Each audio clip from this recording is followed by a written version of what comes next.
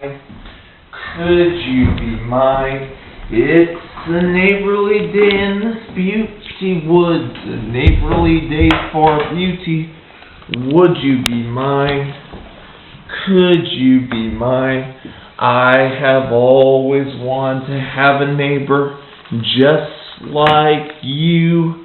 I've always wanted to live in this neighborhood with you, so let's make the most of this beautiful day. Since we're together, we might as well say, would you be mine? Could you be mine? Won't you be my neighbor? Won't you please? Won't you please? Please won't you be my neighbor? Hi, neighbor. Here we are, visiting the neighborhood again. I want to show you a couple of things right now. This is a crown that a friend of mine loaned me. This is a purple bracelet, and here is a shovel of dirt of the book Holes by Lewis Sinclair. Now, before I go visit my friend Buzz Aldrin, I have a song that I wrote just for you. It's called You Are Special. You are my friend. You are special. You are my friend. You're special to me. You are the only one like you, my friend. I like you in the daytime, in the nighttime, anytime that you feel the right time for a friendship with me. You see, Friend, special. You are my friend. You're special to me. There's only one in this wonderful world. You are special. Well, I think it's time now to go back to our neighborhood space station to meet Buzz Aldrin again. So come along to our neighborhood space station. Well, Victor! Hey, good to see you again, young man. How are you? Good. Good. What's up?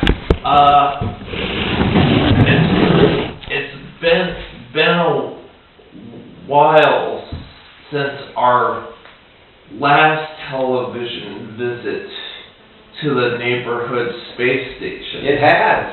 How are you and your television neighbors? We're doing good. Good. Hi, television neighbors. I brought my television friend back.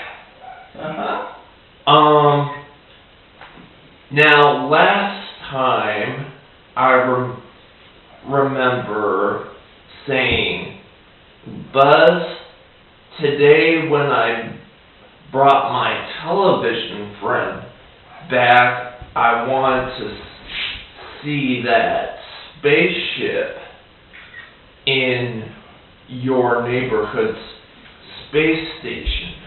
Well, you know, we were going to do that today, but you know what happened? What? NASA needed the spaceship, and so they borrowed it just last night. They're launching another mission to Mars. So we're going to have to come back some other time to see the spaceship. But it'll be cool because it'll be covered with red dust. So let's talk Okay? a little bit about your childhood. I heard from Mr. McFeely yesterday when you were doing your presentation, you were talking to the children a little bit on their last field trip. I was. How you started off as an astronaut when you were 5 years old. Would you tell me and my friend what you told them when you were 5 years old? I sure will, Victor. You know what happened? At age 5, I was up on the monkey bars in the school playground. It was in kindergarten, you know. And I was up on the top of the monkey bars. I climbed up there. I was a little scared, but I climbed up there and I got all the way to the top. And guess what? I was afraid to come down. I was afraid of heights. And so, Mom and Dad, they told me, well, you know, you're never going to be anybody like an iron worker that climbs around on steel girders on buildings or anything like that because you're afraid of heights. And I said to myself, Buzz, you can overcome this fear. So what I did is every day I climbed to the top of the monkey bars and I looked out, and then I'd climb back down, and every day it got a little easier until finally I got over my fear of heights. And it's a good thing I did, because I've been higher in the sky than any other person on the face of the planet, except for Neil Armstrong and a few other people who went up to the moon with me. Now, did you ever feel like happy or sad or angry when you traveled through space? Well, I was happy because it was so exciting. I mean, wow, space travel. Just imagine, there are only a handful of people in the whole world have ever done it. I was sad because I had to leave my family and friends alone at home, and, you know, never knew if I was quite going to make it back. But angry? No, I was never angry about any part of the space missions that I was on, because they were such a privilege to be up there in space. Oh, it was just too much. So even when something would go wrong, I'd say, well, at least I'm out here in space. Now, what would you tell the youngsters that go to your space station? What would you tell them when they're all grown up, and how people who are grown up could tell children many things about traveling through space? Well, I suppose the first thing I would tell all the children is never give up on your dreams. Because when I was only 4 years old, I dreamt of becoming an astronaut. And as I told you, the monkey bar experience, my parents said, you'll never make it. And I said, oh, yes, I will. So never give up on your dreams, children. And when you grow up, sometimes your dreams change. And if they do, that's okay. Then it's okay to give up on your old dreams as long as you never give up on your new dreams. And that's what I would tell them. Well, we'll be visiting with you, Buzz, tomorrow, and you said the space ship will be ready by the next time we visit? Well, it won't be tomorrow, though, because this mission to Mars takes months. It might even take over a year. So my spaceship is back in service to NASA, children. I'm sorry. But I'll try to set something up as soon as they get back from Mars. Well, you could show us the satellite up in space.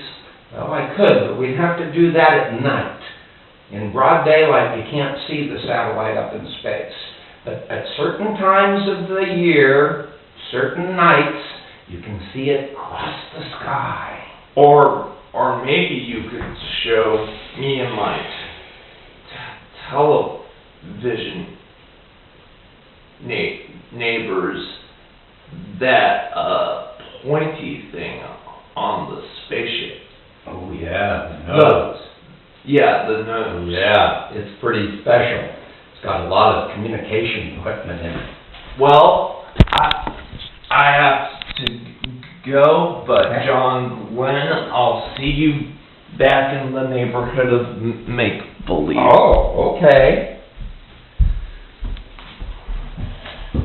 Well, we'll visit our friend Buzz Aldrin tomorrow, but now let's think of what's happening with the children and the make-believe rocket to Planet Purple to see Purple Panda and Little Panda. Alright, now, we've been pretending that the children, Anna, Prince, and Daniel, never saw the rocket that was shooting towards Planet Purple to see Purple Panda and Little Panda. We also found out that John Glenn was visiting with XVL and his cousin Mary. Well, let's pretend more about that now, as we pretend that we're on our way to the neighborhood of make-believe.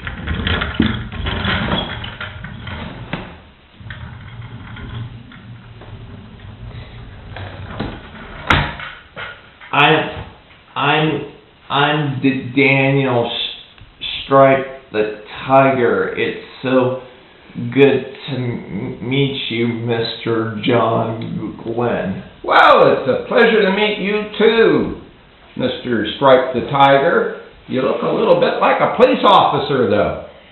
But I'm Daniel. Okay, Daniel. Nice to meet you.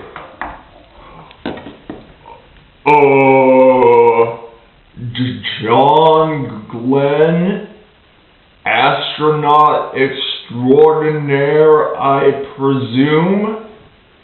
It is I, Your Highness. It is such a pleasure to meet you. I am humbled to be in your presence.